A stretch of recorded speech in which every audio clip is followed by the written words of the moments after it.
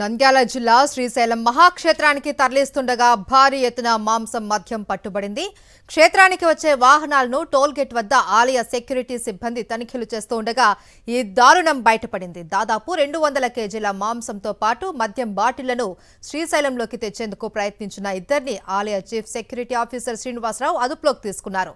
నిషేధిత పదార్థాలు, మత్తు పానీయాలు దేవస్థానంలోకి తీసుకొస్తే కఠిన చర్యలు తప్పవు అన్నారు.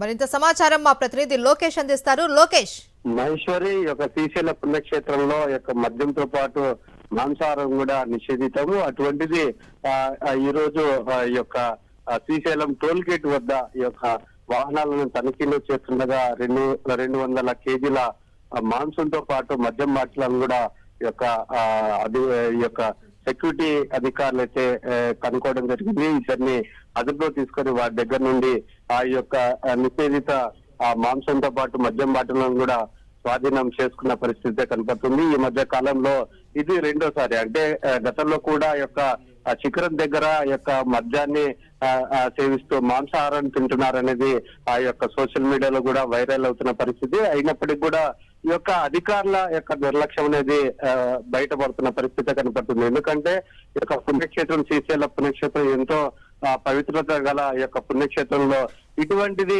తీసుకురావడానికి ఎటువంటి అనుమతులు లేకపోయినప్పటికీ కూడా అధికారుల యొక్క వాళ్ళ యొక్క మానిటరింగ్ కూడా సరిగా లేకపోవడంతో ఈ రోజు చూసుకున్నట్లయితే 200 కిలోల యొక్క మాంసంతో పాటు మద్యం బాటిలను కూడా అది లోపలికి తెచ్చే ప్రయత్నం అయితే చేశారు.